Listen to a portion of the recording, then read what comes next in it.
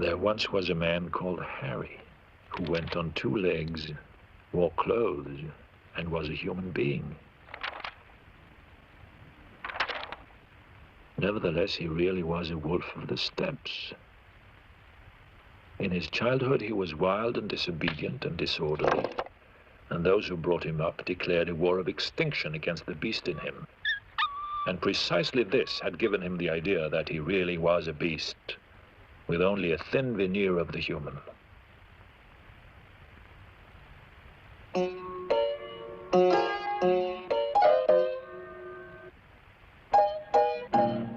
If Harry had a beautiful thought or felt a fine and noble emotion, the wolf laughed with bitter scorn. He knew well enough what suited him.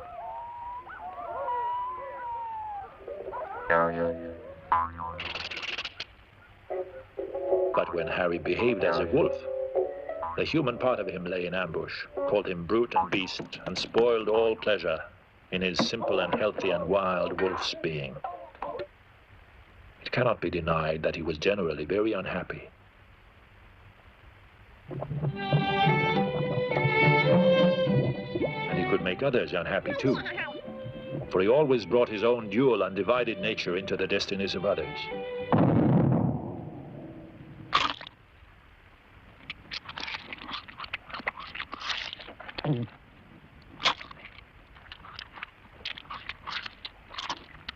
Nevertheless, he was secretly and persistently attracted to the bourgeois world, dressed respectably, had money in the bank, and supported poor relations. He was capable of loving the political criminal or intellectual seducer. But as for theft, murder, or rape, he would not have known how to deplore them, otherwise than in a thoroughly bourgeois manner.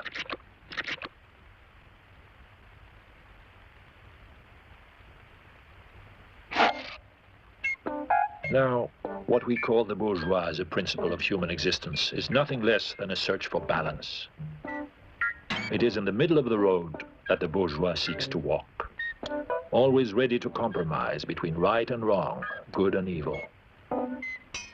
He will never surrender either to the martyrdom of the spirit or to the martyrdom of the flesh.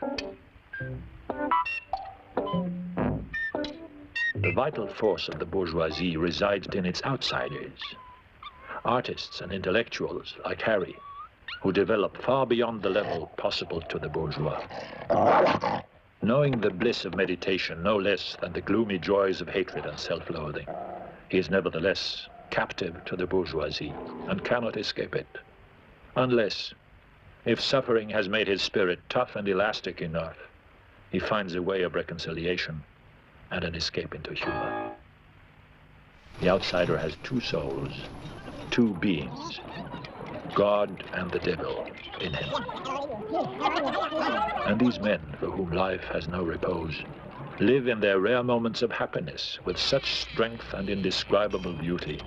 The spray of their momentary ecstasy is flung so high over the wide sea of suffering that the light of it touches others with its enchantment.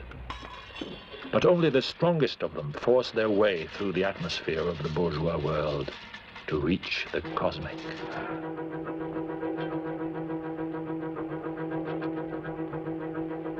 There never was a man with a deeper and more passionate craving for independence than Harry.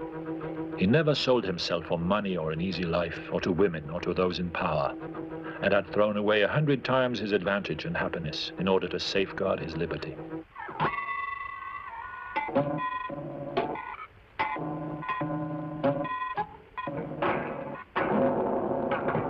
But in the midst of his freedom, Harry suddenly realized that his freedom was a death, and that he stood alone.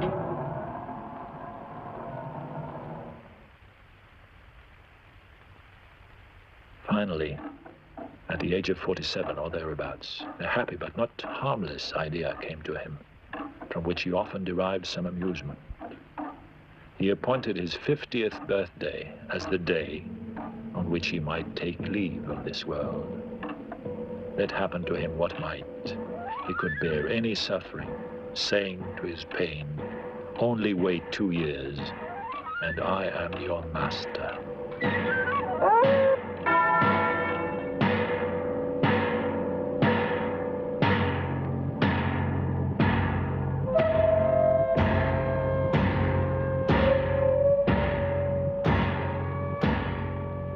with this, he cherished the thought of the morning of his 50th birthday.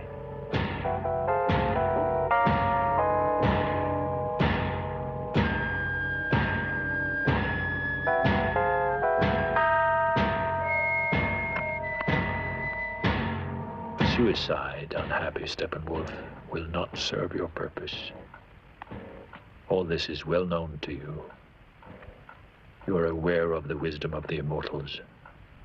You are aware of the magic theater of the self, of that mirror in which you have such a bitter need to look, but from which you shrink in such deathly fear.